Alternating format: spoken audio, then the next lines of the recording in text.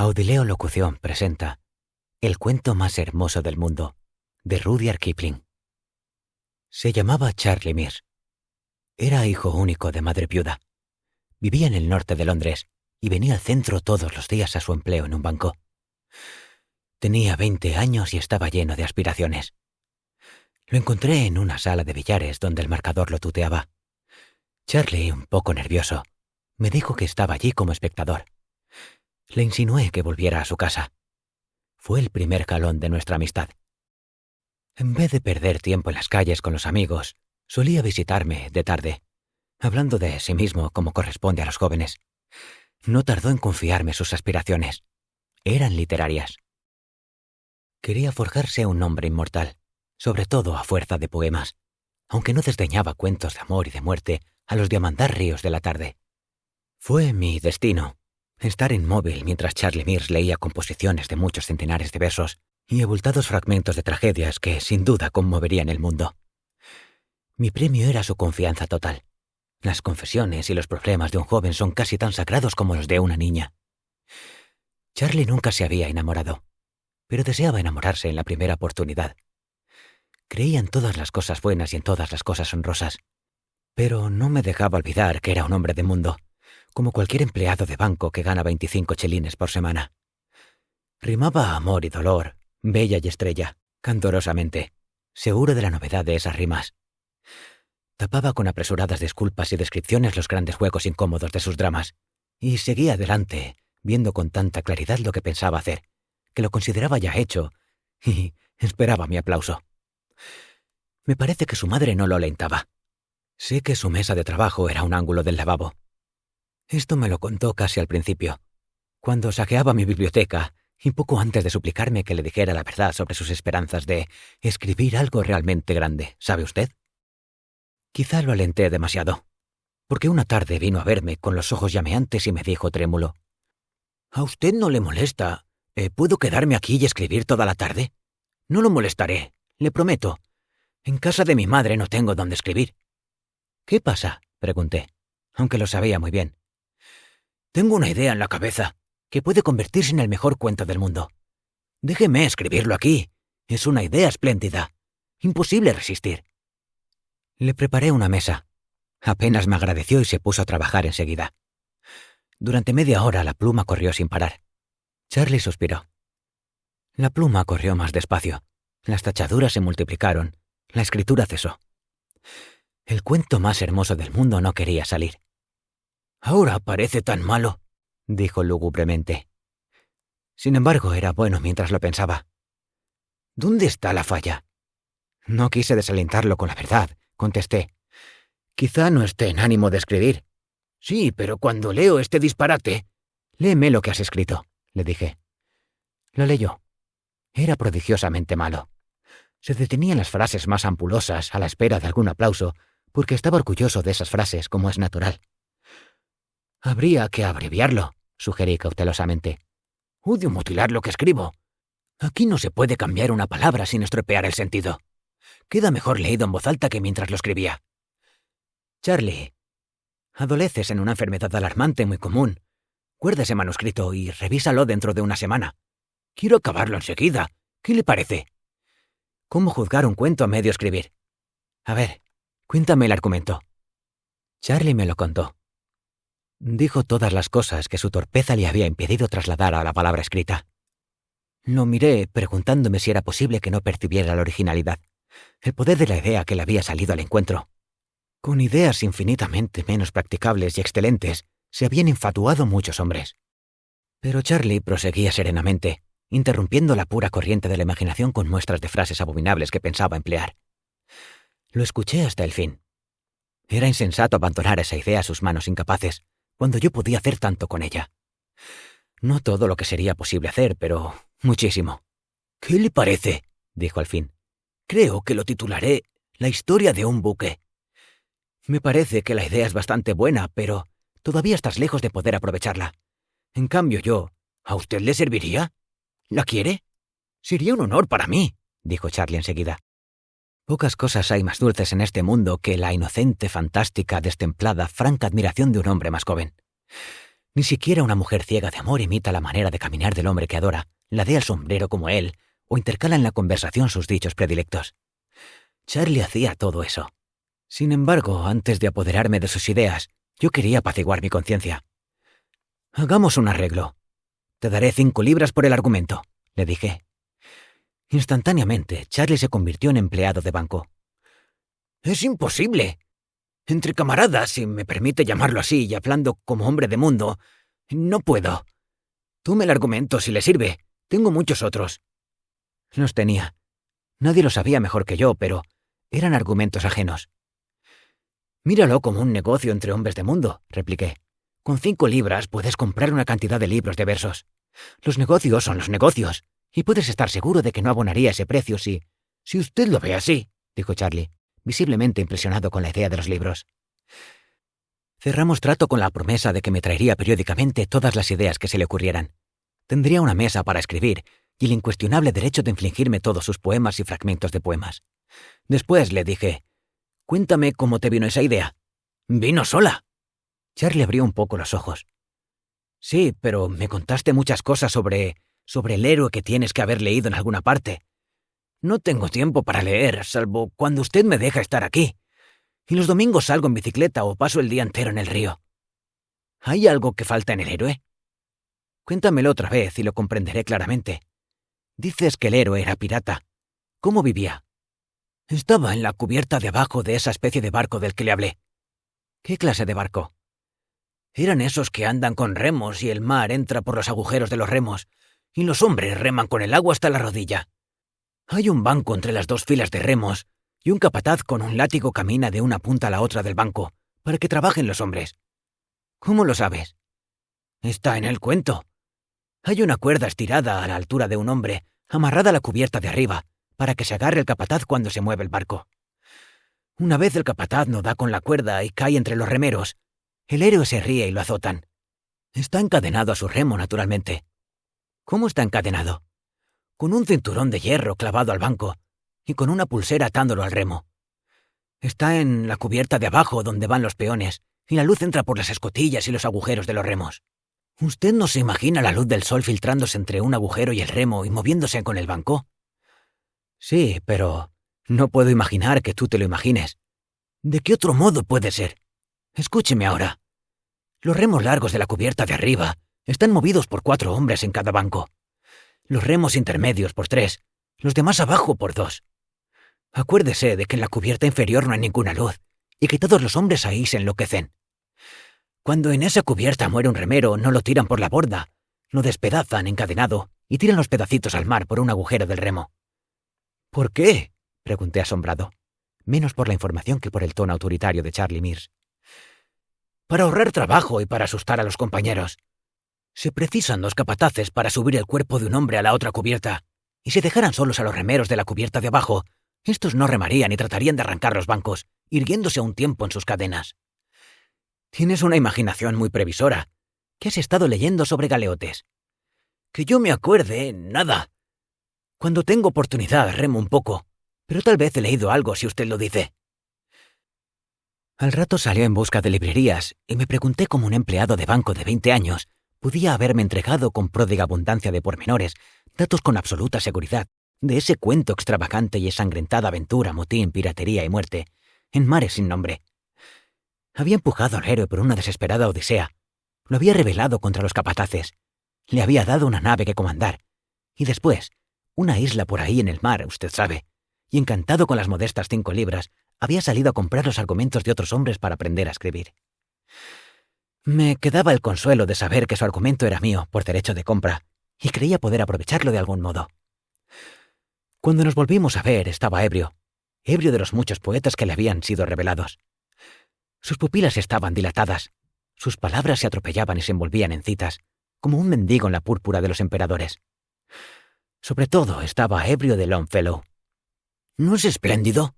¿No es soberbio?», me gritó luego de un apresurado saludo. «Oiga esto». «¿Quieres?», preguntó el timonel, «saber el secreto del mar? Solo quienes afrontan sus peligros comprenden su misterio». «¡Demonios!».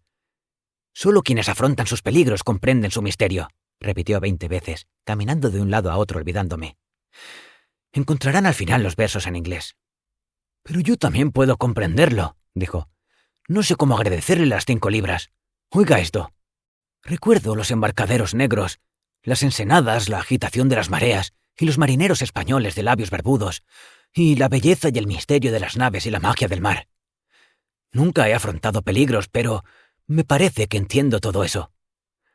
Realmente parece que dominas el mar. ¿Lo has visto alguna vez?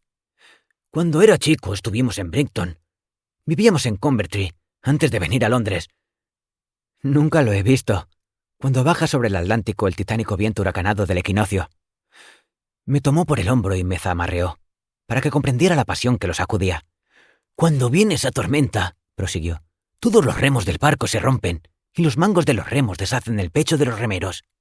A propósito, ¿usted ya hizo mi argumento? No. Esperaba que me contaras algo más. Dime cómo conoces tan bien los detalles del barco. Tú no sabes nada de barcos. No me lo explico. Es del todo real para mí hasta que trato de escribirlo. Anoche en la cama estuve pensando. Después de concluir La Isla del Tesoro, inventé una porción de cosas para el cuento. ¿Qué clase de cosas? Sobre lo que comían los hombres. Higos podridos y habas negras, y vino en un odre de cuero que se pasaban de un banco a otro. ¿Tan antiguo era el barco? Yo no sé si era antiguo. A veces me parece tan real como si fuera cierto. ¿Le aburre que hable de eso? No, en lo más mínimo. ¿Se te ocurrió algo más? Sí, pero es un disparate. Charlie se ruborizó algo. No importa, dímelo. Bueno, pensaba en el cuento, y al rato salí de la cama y apunté en un pedazo de papel las cosas que podrían haber grabado en los remos, con el filo de las esposas. Me pareció que eso le daba más realidad. Es tan real para mí, usted sabe. ¿Tienes el papel? Sí, pero ¿a qué mostrarlo? Son unos cuantos garabatos. Con todo podrían ir en la primera hoja del libro. Yo me ocuparé de esos detalles. Muéstrame lo que escribían tus hombres. Sacó del bolsillo una hoja de carta con un solo renglón escrito y yo la guardé. ¿Qué se supone que esto significa en inglés? Ah, no sé. Yo pensé que podía significar «estoy cansadísimo». Es absurdo, repitió. Pero esas personas del barco me parecen tan reales como nosotros. Escriba pronto el cuento. Me gustaría verlo publicado. Pero todas las cosas que me has dicho darían un libro muy extenso. Hágalo entonces. No tiene más que sentarse y escribirlo. Dame tiempo. ¿No tienes más ideas? Por ahora no. Estoy leyendo todos los libros que compré. Son espléndidos. Cuando se fue, miré la hoja de papel con la inscripción. Después, pero me pareció que no hubo transición entre salir de casa y encontrarme discutiendo con un policía ante la puerta llamada Entrada Prohibida, en un corredor del Museo Británico. Lo que yo exigía con toda la cortesía posible era el hombre de las antigüedades griegas. El policía todo lo ignoraba, salvo el reglamento del museo, y fue necesario explorar todos los pabellones y escritorios del edificio. Un señor de edad interrumpió su almuerzo y puso término a mi busca, tomando la hoja de papel entre el pulgar y el índice, y mirándola con desdén. ¿Qué significa esto? Veamos, dijo. Si no me engaño, es un texto en griego sumamente corrompido, redactado por alguien. Aquí me clavó los ojos. Extraordinariamente iletrado. Leyó con lentitud. Pollock, Eckermann, Tauchit, Henninger. 4 nombres que me son familiares. ¿Puede decirme lo que significa este texto? He sido muchas veces vencido por el cansancio en este menester. Eso es lo que significa. Me devolvió el papel. Huí sin una palabra de agradecimiento, de explicación o de disculpa. Mi distracción era perdonable. A mí, entre todos los hombres, me había sido otorgada la oportunidad de escribir la historia más admirable del mundo. Nada menos que la historia de un galeote griego contada por él mismo. No era raro que los sueños le parecieran reales a Charlie. Los parcas, tan cuidadosas en cerrar las puertas en cada vida sucesiva, se habían distraído esta vez. Y Charlie miró, aunque no lo sabía, lo que a nadie le había sido permitido mirar con plena visión desde que empezó el tiempo. Ignoraba enteramente el conocimiento que me había vendido por 5 libras. Y perseveraría en esa ignorancia, porque los empleados de banco no comprenden la mentemicosis, y una buena educación comercial no incluye el conocimiento del griego. Me suministraría. Aquí bailé entre los mudos dioses egipcios, y me reí en sus caras mutiladas. Materiales que darían certidumbre a mi cuento, una certidumbre tan grande que el mundo lo recibiría como una insolente y artificiosa ficción. Y solo yo sabría que era absoluta y literalmente cierto. Esa joya estaba en mi mano para que yo la puliera y cortara. Volví a bailar entre los dioses del patio egipcio, hasta que un policía me vio y empezó a acercarse. Solo había que alentar la conversación de Charlie, y eso no era difícil. Pero había olvidado los malditos libros de versos.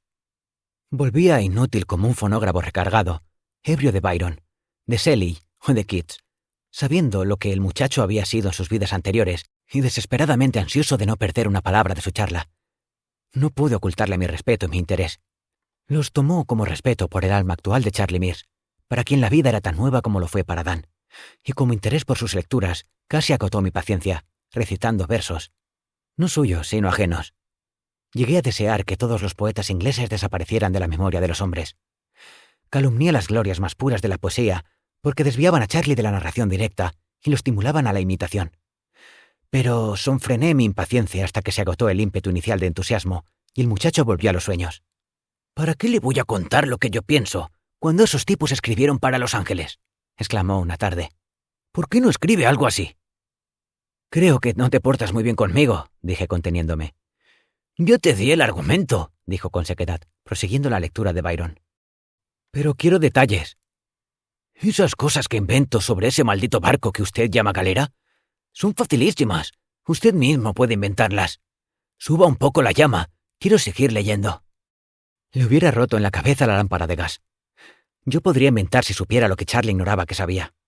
Pero como detrás de mí estaban cerradas las puertas, tenía que aceptar sus caprichos y mantener despierto su buen humor. Una distracción momentánea podía estorbar una preciosa revelación. A veces dejaba los libros. Los guardaba en mi casa porque su madre le hubiera escandalizado el gesto de dinero que representaban. Y se perdían sueños marinos. De nuevo maldije a todos los poetas de Inglaterra. La mente plástica del empleado de banco estaba recargada, coloreada y deformada por las lecturas, y el resultado era una red confusa de voces ajenas como el zumbido múltiple de un teléfono, en una oficina de la hora más atareada. Hablaba de la galera, de su propia galera, aunque no lo sabía, con imágenes de la novia de Ávidos. Subrayaba las aventuras del héroe con citas del corsario y agregaba desesperadas y profundas reflexiones morales de Caín y el Manfredo, esperando que yo las aprovechara. Cuando solo hablábamos de Longfellow, esos remolinos se enmudecían, y yo sabía que Charlie decía la verdad, tal como la recordaba. «¿Esto qué te parece?», le dije una tarde, en cuanto comprendí el ambiente más favorable para su memoria. Y antes de que protestara, le leí casi íntegra la saga del rey Olaf. Escuchaba atónito, golpeando con los dedos en el respaldo del sofá, hasta que llegué a la canción de Irnar Tambelskjælver y a la estrofa. Einar, sacando la flecha de la cuerda que ya no tensaba, dijo: «Era Noruega lo que se quebraba bajo tu mano, oh rey». Se estremeció de puro deleite verbal. «Es un poco mejor que Byron», aventuré. «¿Mejor? Es cierto. ¿Cómo lo sabría Longfellow?». Repetí una estrofa anterior. «¿Qué fue eso?», dijo Olaf, erguido en el puente de mando. Oí algo como el estruendo de un barco destrozado al encallar. «¿Cómo podría saber que los barcos se destrozan y los remos saltan y hacen zup contra la costa? Apenas anoche. Pero siga leyendo, por favor. Quiero volver a oír el The Skerry of Kears». «No, estoy cansado. Hablemos. ¿Qué es lo que sucedió anoche?». «Tuve un sueño terrible sobre esa galera nuestra. Soñé que me ahogaba en una batalla. Abordamos otro barco en un puerto. El agua estaba muerta, salvo donde la golpeaban los remos. ¿Usted sabe cuál es mi sitio en la galera?». Al principio hablaba con vacilación, bajo un hermoso temor inglés del que se rieran de él. «No, es una novedad para mí», respondí humildemente, y ya me latía al corazón. «El cuarto remo a la derecha a partir de la proa en la cubierta de arriba. Éramos 4 en ese remo, todos encadenados. Me recuerdo mirando el agua y tratando de sacarme las esposas antes de que empezara la pelea. Luego nos arrimamos al otro barco y quedé inmóvil, con los 3 compañeros encima y el remo grande atravesado sobre nuestras espaldas». ¿Y? Los ojos de Charlie estaban encendidos y vivos. Miraba la pared detrás de mi asiento. No sé cómo peleamos. Los hombres me pisoteaban la espalda y yo estaba quieto. Luego nuestros remeros de la izquierda, atados a sus remos, ya sabe, gritaron y empezaron a remar hacia atrás. Oía el chirrido del agua.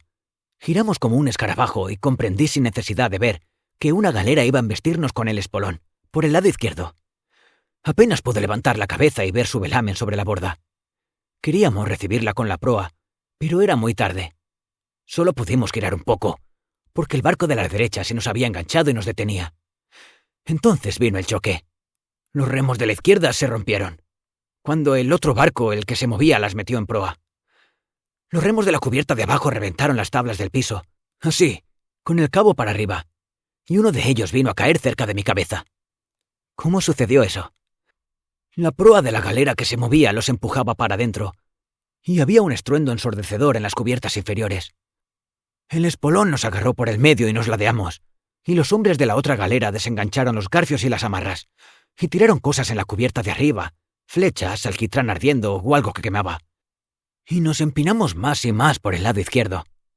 Y el derecho se sumergió, y di vuelta la cabeza y vi el agua inmóvil cuando sobrepasó la borda y cuando se curvó y derrumbó sobre nosotros. Y recibí el golpe en la espalda y me desperté. Un momento, Charlie. Cuando el mar sobrepasó la borda, ¿qué parecía? Tenía mis razones para preguntarlo. Un conocido mío había naufragado una vez en un mar en calma y había visto el agua horizontal detenerse un segundo antes de caer en la cubierta. Parecía una cuerda de violín tirante y parecía durar siglos, dijo Charlie. Precisamente, el otro había dicho. Parecía un hilo de plata estirado sobre la borda y pensé que nunca iba a romperse.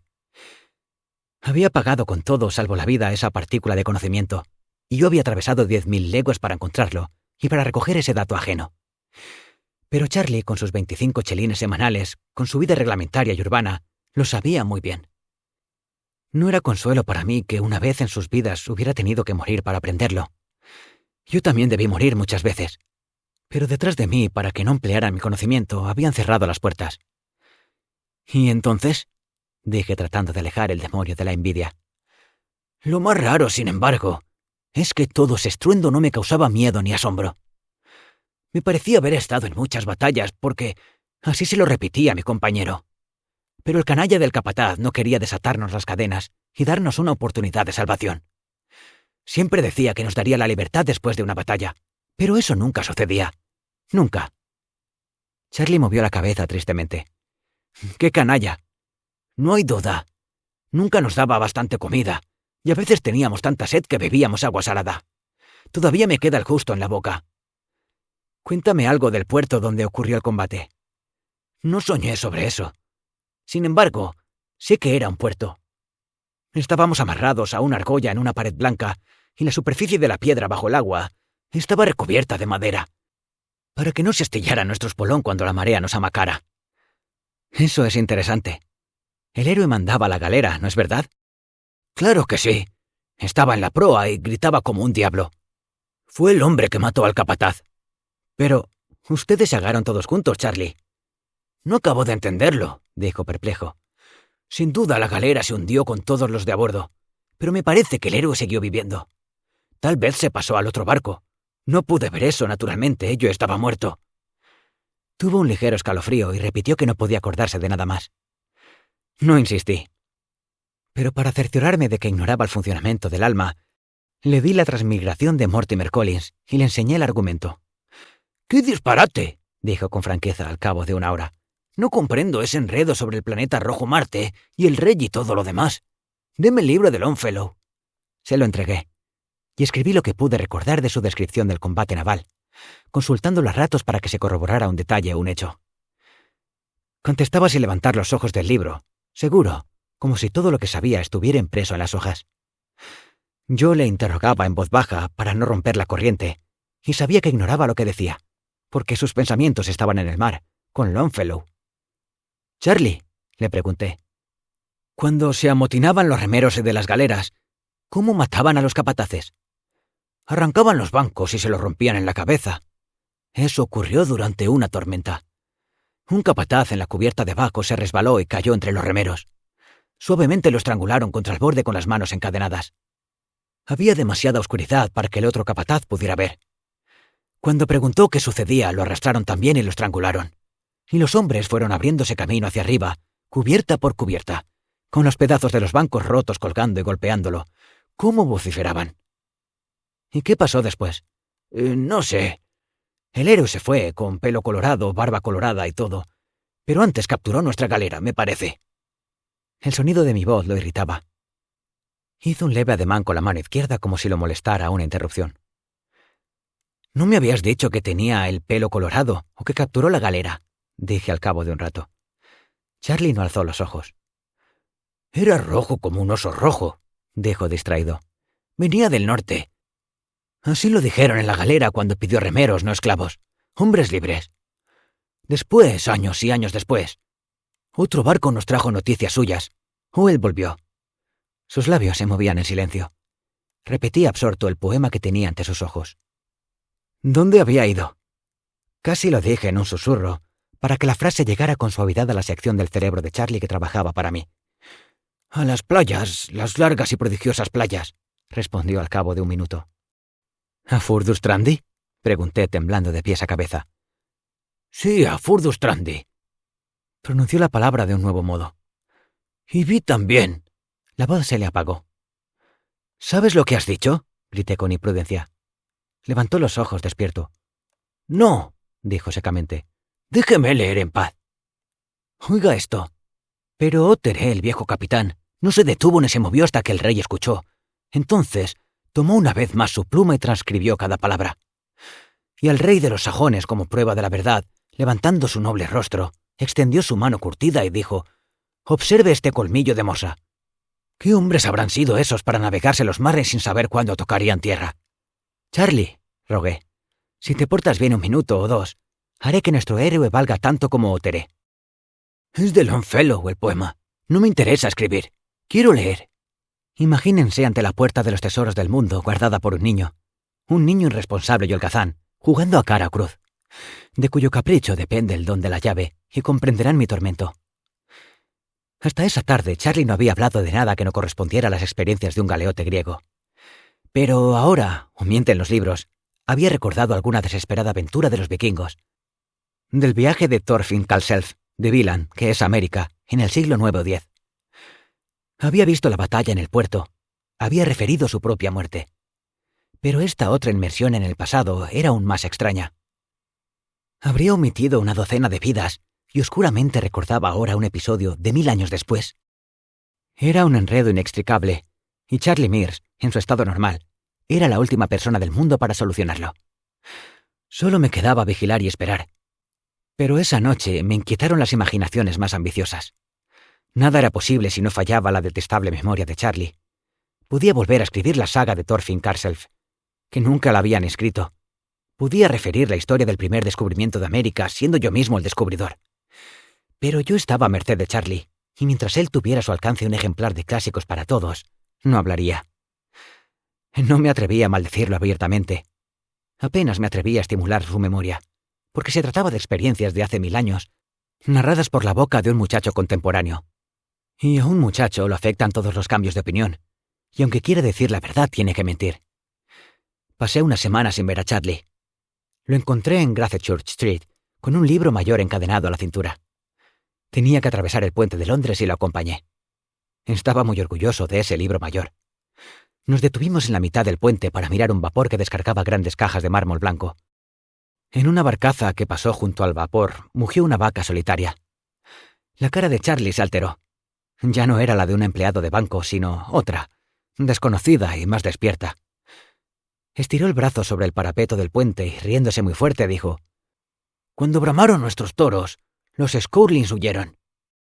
La barcaza y la vaca habían desaparecido detrás del vapor, antes de que yo encontrara palabras. «Charlie, ¿qué te imaginas que son los Scourlings?» «La primera vez en la vida que oigo hablar de ellos. Parece el nombre de una nueva clase de gaviotas». «¿Qué preguntas se le ocurren a usted?», contestó. «Tengo que verme con el cajero de la compañía de ómnibus. ¿Me espera un rato y almorzamos juntos en algún restaurante? Tengo una idea para un poema». No, gracias, me voy. ¿Estás seguro de que no sabes nada de los Scourlings?»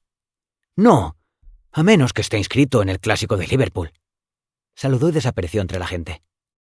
«Está escrito en la saga de Eric el Rojo o en la de Thorfinn Karlsefni, de hace 900 años, cuando las galeras de Karlsefni llegaron a las barracas de Leif, erigidas por este en la desconocida tierra de Marland. Era tal vez Rhode Island. Los Scourlings, solo Dios sabe quiénes eran. Vinieron a traficar con los vikingos y huyeron porque los aterró el bramido de los toros que Thorfinn había traído en las naves. Pero ¿qué podía saber de esa historia un esclavo griego? Erré por las calles tratando de resolver el misterio, y cuanto más lo consideraba, menos lo entendía. Solo encontré una certidumbre, y esa me dejó atónito. Si el porvenir me deparaba algún conocimiento íntegro, no sería el de una de las vidas del alma en el cuerpo de Charlie Mears, sino el de muchas existencias individuales y distintas, vívidas en las aguas azules en la mañana del mundo. Examiné después la situación. Me parecía una amarga injusticia que me fallara la memoria de Charlie cuando más la precisaba. A través de la neblina y el humo alcé la mirada. ¿Sabían los señores de la vida y la muerte lo que esto significaba para mí? Eterna fama, conquistada y compartida por uno solo. Me contentaría, recordando a Clive, mi propia moderación me asombró, con el mero derecho de escribir un solo cuento, de añadir una pequeña contribución a la literatura frívola de la época. Si a Charlie le permitieran 1 hora, 60 pobres minutos, de perfecta memoria de existencias que habían abarcado 1000 años, yo renunciaría a todo el provecho y la gloria que podría velarme su confesión. No participaría en la agitación que sobrevendía en aquel rincón de la tierra que se llamaba el mundo. La historia se publicaría anónimamente. Haría creer a otros hombres que ellos la habían escrito. Ellos alquilarían ingleses de cuello duro para que la vociferaran al mundo. Los moralistas fundarían una nueva ética, jurando que habían apartado de los hombres el temor de la muerte. Todos los orientalistas de Europa la apadrinarían verbosamente, con textos de Palí y San Cristo. Atroces mujeres inventarían impuras variantes de los dogmas que profesarían a los hombres, para instrucción de sus hermanas. Disputarían las iglesias y sus religiones. Al subir a un ómnibus, preví las polémicas de media decena de sectas. Igualmente fieles a la doctrina de la verdadera metempsicosis en las aplicaciones de la nueva era y al universo. Y vi también a los decentes diarios ingleses dispersándose, como hacienda espantada, ante la perfecta simplicidad de mi cuento. La imaginación recorrió 100, 200, 1000 años de futuro. Vi con pesar que los hombres mutilarían y pervertirían tal historia, que las sectas rivales la deformarían hasta que el mundo occidental, aferrado al temor de la muerte y no a la esperanza de la vida, la descargaría como una superstición interesante y se entregaría a alguna fe tan olvidada que parecería nueva. Entonces modifiqué los términos de mi pacto con los señores de la vida y la muerte, que me dejaran saber, que me dejaran escribir esa historia, con la conciencia de registrar la verdad, y sacrificaría el manuscrito y lo quemaría. 5 minutos después de redactada la última línea lo quemaría. Pero que me dejaran escribirlo con entera confianza. No hubo respuesta. Los violentos colores de un aviso del casino me impresionaron. ¿No convendría poner a Charlie en manos de un hipnotizador? ¿Hablaría de sus vidas pasadas? Pero Charlie se asustaría de la publicidad, o esta lo haría intolerable. Mentiría por vanidad o por miedo. Estaría seguro en mis manos. «Son cómicos ustedes los ingleses», dijo una voz. Dándome vuelta, me encontré con un conocido, un joven bengalí que estudiaba Derecho, un tal Grish Chunder, cuyo padre lo había mandado a Inglaterra para educarlo. El viejo era un funcionario hindú jubilado. Con una renta de 5 libras esterlinas al mes, lograba dar a su hijo 200 libras esterlinas al año, y plena licencia en una ciudad donde fingía ser un príncipe. Y contaba cuentos de los brutales burócratas de la India que oprimían a los pobres. Grish Chunder era un joven y obeso bengalí, escrupulosamente vestido de levita y pantalón claro, con sombrero alto y guantes amarillos. Pero yo no lo había conocido en los días en que el brutal gobierno de la India pagaba sus estudios universitarios, y él publicaba artículos sediciosos en el Sunday Durpan y tenía amores con las esposas de los condiscípulos de 14 años de edad. «Esto es muy cómico», dijo señalando el cartel. «Voy a Norton Club. ¿Quieres venir conmigo?» Caminamos juntos un rato. «No estás bien», me dijo. «¿Qué te preocupa?» «Estás silencioso». «Grish Chunder, eres demasiado culto para creer en Dios, ¿no es verdad?» «Aquí, sí. Pero cuando vuelva tendré que propiciar las supersticiones populares y cumplir ceremonias de purificación, y mis esposas ungirán ídolos, y adornarán con tulsi y celebrarán con purohit, y te reintegrarán en la casta, y otra vez harán de ti, libre pensador avanzado, un buen cutri. Y comerás comida desi, y todo te gustará, desde el olor del patio hasta el aceite de mostaza de tu cuerpo». «Me gustará muchísimo», dijo con franqueza Grish Chunder. «Una vez hindú, siempre hindú. Pero me gusta saber lo que los ingleses piensan que saben». «Te contaré una cosa que un inglés sabe. Para ti es una vieja historia». Empecé a contar en inglés la historia de Charlie. Pero Grish Chunder me hizo una pregunta en indostaní, y el cuento prosiguió en el idioma que más le convenía. Al fin y al cabo, nunca hubiera podido contarse en inglés. Grace Chandler me escuchaba, asintiendo de tiempo en tiempo, y después subió a mi departamento donde concluí la historia. «Meshach», dijo filosóficamente, «le kinda hawa bandisai». Sin duda, pero está cerrada la puerta. He oído, entre mi gente, esos recuerdos de vidas previas. Es una vieja historia entre nosotros, pero que le suceda a un inglés, a un Melk, lleno de carne de vaca, un descastado. Por Dios, esto es rarísimo. Más descastado serás tú, Grace Chandler. Todos los días comes carne de vaca. Pensemos bien la cosa. El muchacho recuerda sus encarnaciones. ¿Lo sabe?, dijo tranquilamente Grace Chandler sentado en la mesa, amacando las piernas. Ahora hablaba en inglés. No sabe nada. ¿Acaso te contaría si lo supiera? Sigamos. No hay nada que seguir. Si lo cuentas a tus amigos, dirán que estás loco y lo publicarán en los diarios. Supongamos ahora que los acuses por calumnia. No nos metamos en eso por ahora. ¿Hay una esperanza de hacerlo hablar? Hay una esperanza. Pero si hablara, todo este mundo se derrumbaría en tu cabeza. Tú sabes, esas cosas están prohibidas. La puerta está cerrada. ¿No hay ninguna esperanza? ¿Cómo puede haberla? Eres cristiano y en tus libros está prohibido el fruto del árbol de la vida, o nunca morirías. ¿Cómo van a temer la muerte si todos saben lo que tu amigo no sabe que sabe? Tengo miedo de los azotes, pero no tengo miedo de morir porque sé lo que sé. Ustedes no temen los azotes, pero temen la muerte. Si no la temieran, ustedes los ingleses se llevarían el mundo por delante en una hora, rompiendo los equilibrios de las potencias y haciendo conmociones. No sería bueno, pero no hay miedo. Se acordará menos y menos y dirá que es un sueño.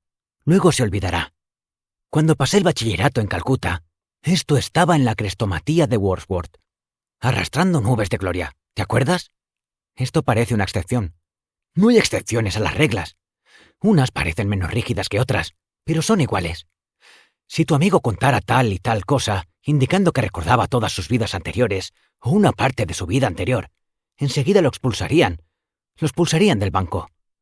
Lo echarían, como quien dice, a la calle y lo enviarían a un manicomio. Eso lo admitirás, mi querido amigo. Claro que sí, pero no estaba pensando en él. Su nombre no tiene por qué aparecer en la historia. Ah, ya lo veo. Esa historia nunca se escribirá. Puedes probar. Voy a probar. Por tu honra y por el dinero que ganarás, por supuesto. No, por el hecho de escribirla. Palabra de honor. Aún así, no podrás. No se juega con los dioses. Ahora es un lindo cuento. No lo toques. Apresúrate. No durará. ¿Qué quieres decir? Lo que digo. Hasta ahora no ha pensado en una mujer. ¿Cómo crees? Recordé algunas de las confidencias de Charlie. Quiero decir que ninguna mujer ha pensado en él. Cuando eso llegue, Bush Yoga se acabó. Lo sé. Hay millones de mujeres aquí. Mucamas, por ejemplo. Te besan detrás de la puerta. La sugestión me incomodó. Sin embargo, nada más verosímil. Grace Chandler sonrió. Sí, también muchachas lindas de su sangre y no de su sangre. Un solo beso que devuelva y recuerde lo sanará de esas locuras. ¿O qué? Recuerda que no sabe que sabe. Lo recuerdo. O si nada sucede, se entregará al comercio y a la especulación financiera como los demás. Tiene que ser así. No me negarás que tiene que ser así. Pero la mujer vendrá primero, me parece. Golpearon a la puerta. Entró Charlie. Le habían dejado la tarde libre en su oficina. Su mirada denunciaba el propósito de una larga conversación, y tal vez poemas de los bolsillos. Los poemas de Charlie eran muy fastidiosos, pero a veces lo hacían hablar de la galera. Grace Chandler lo miró agudamente. «Disculpe», dijo Charlie incómodo. «No sabía que estabas con visitas». «Me voy», dijo Grace Chandler. Me llevó al vestíbulo al despedirse. «Este es el hombre», dijo rápidamente. «Te repito que nunca contará lo que esperas. Sería muy apto para ver cosas. Podríamos fingir que era un juego». Nunca he visto tan excitado a Grace Chandler. Y hacerle mirar el espejo de tinta en la mano. ¿Qué te parece? Te aseguro que puede ver todo lo que el hombre puede ver. Déjame buscar la tinta y el alcanfor. Es un vidente y nos revelará muchas cosas. Será todo lo que tú dices, pero no voy a entregarlo a tus dioses y a tus demonios. No le hará mal. Un poco de mareo al despertarse. No será la primera vez que habrás visto muchachos mirar el espejo de tinta. Por eso mismo no quiero volver a verlo. Más vale que te vayas, Grace Chandler. Se fue, repitiendo que yo perdía mi única esperanza de interrogar al porvenir.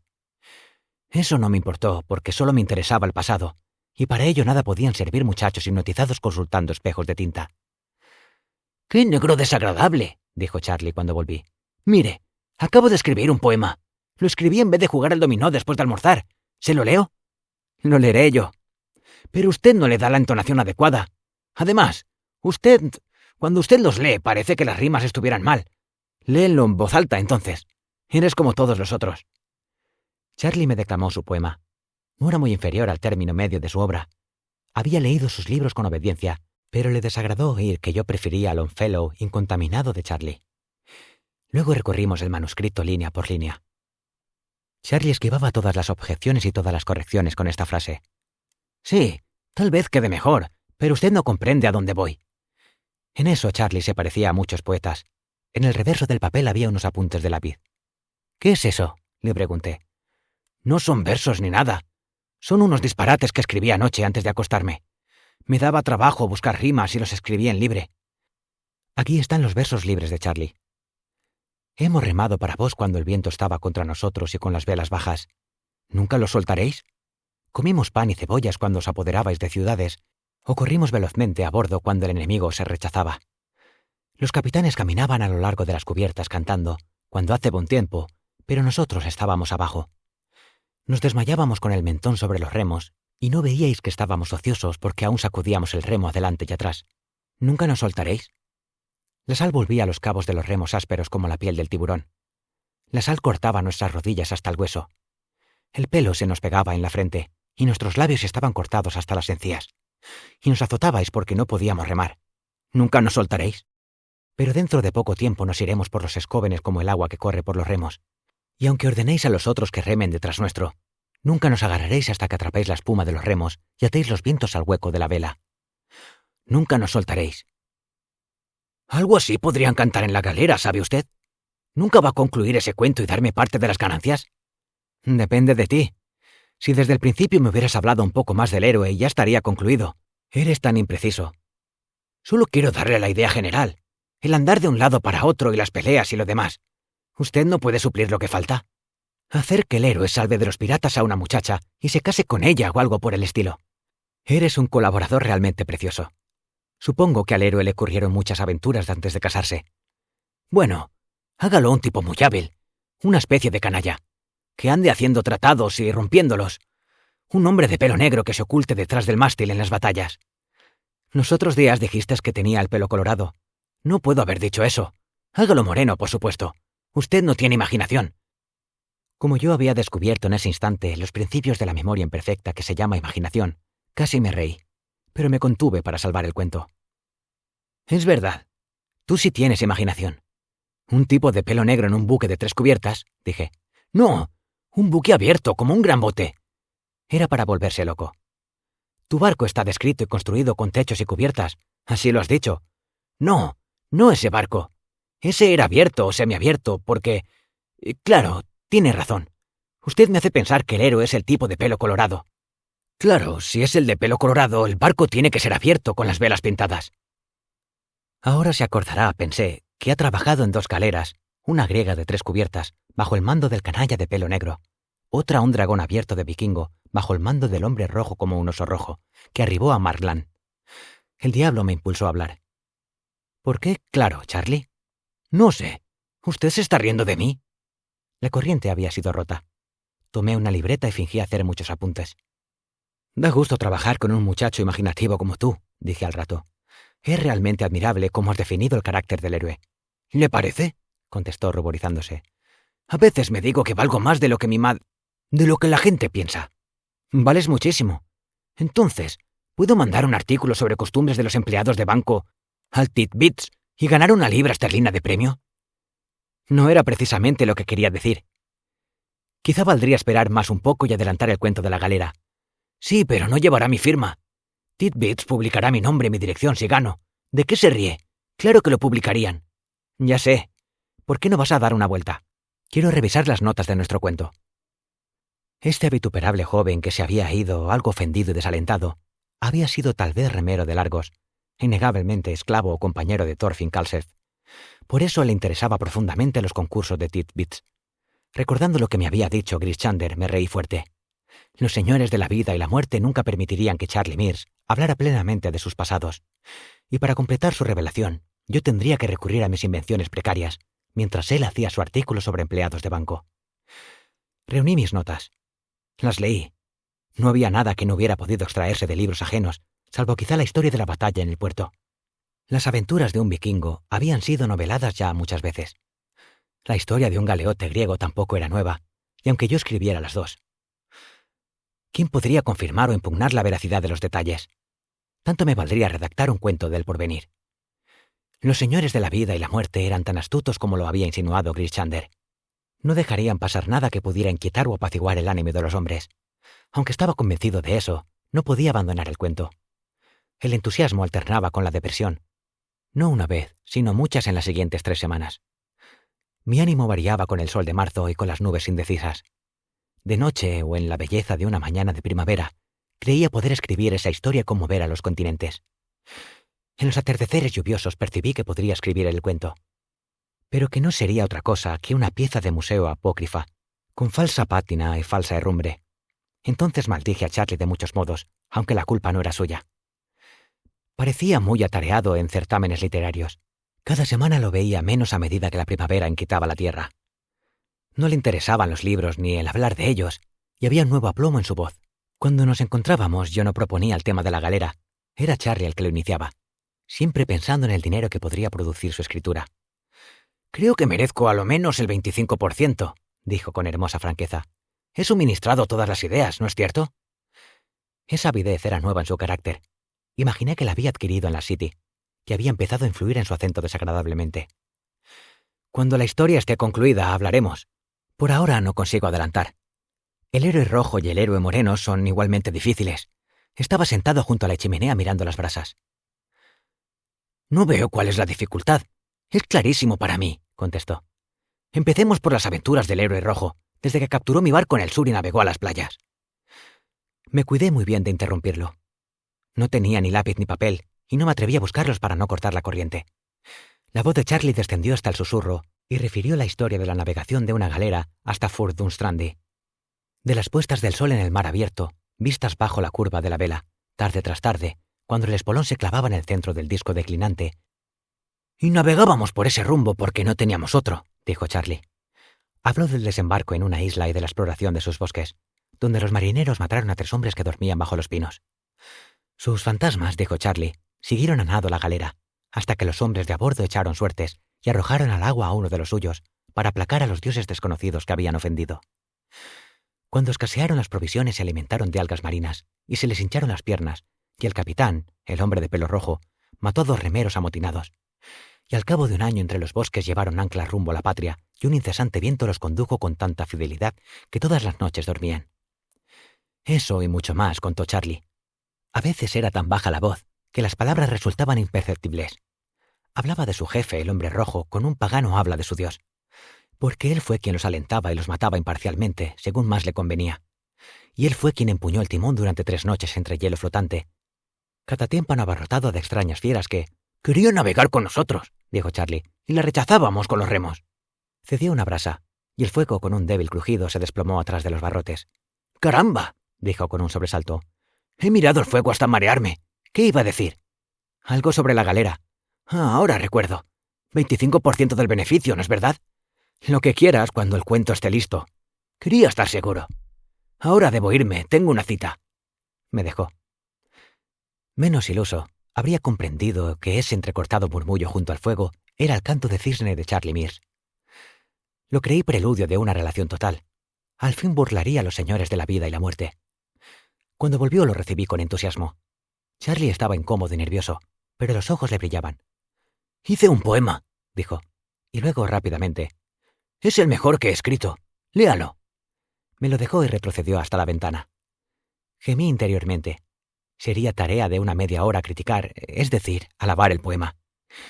No sin razón gemí, porque Charlie, abandonando el largo metro preferido, había ensayado versos más breves, versos con un evidente motivo. Entonces, esto es lo que leí. El día es de los más hermosos. El viento contento ulula detrás de la colina, donde dobla el bosque a su antojo. Y los retoños a su voluntad. Revélate, oh viento. Hay algo en mi sangre que no te dejaría quieto. Ella se me dio, oh tierra, oh cielo, mares grises, ella es solo mía. Que los hoscos peñascos oigan mi grito, y se alegren aunque no sean más que piedras. Mía, la he ganado. Oh buena tierra marrón, alégrate, la primavera está aquí. Alégrate que mi amor vale 2 veces más, que el homenaje que puedan rendirte todos tus campos, que el labriego que te rotura sienta mi dicha al madrugar para el trabajo. El verso final es irrefutable, dije con miedo en el alma. Charlie sonrió sin contestar. Roja nube del ocaso, proclámalo. Soy el vencedor. Salúdame, oh sol, como dueño dominante y señor absoluto sobre el alma de ella. ¿Y? Dijo Charlie mirando sobre mi hombro. Silenciosamente puso una fotografía sobre el papel.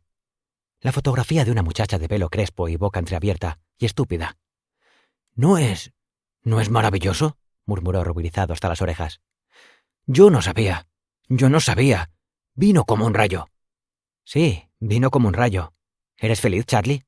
Dios mío, ella me quiere. Se sentó repitiendo las últimas palabras. Miré la cara lampiña, los estrechos hombros ya agobiados por el trabajo de escritorio, y pensé dónde, cuándo y cómo había amado en sus vidas anteriores. Después la describió, como Adán debió describir ante los animales del paraíso la gloria y la ternura y la belleza de Eva. Supe, de paso, que estaba empleada en una cigarrería, que le interesaba la moda y que ya le había dicho 4 o 5 veces que ningún otro hombre la había besado. Charlie hablaba y hablaba. Yo, separado de él por millares de años, consideraba los principios de las cosas. Ahora comprendí por qué los señores de la vida y la muerte cierran tan cuidadosamente las puertas detrás de nosotros. Es para que no recordemos nuestros primeros amores. Si no fuera así, el mundo quedaría despoblado en menos de un siglo. Ahora volvamos a la historia de la galera, le dije aprovechando una pausa. Charlie miró como si lo hubiera golpeado. ¿La galera? ¿Qué galera? ¡Santos cielos! No me embrome. Esto es serio. Usted no sabe hasta qué punto. Grace Chandler tenía razón. Charlie había probado el amor que mata el recuerdo, y el cuento más hermoso del mundo nunca se escribiría.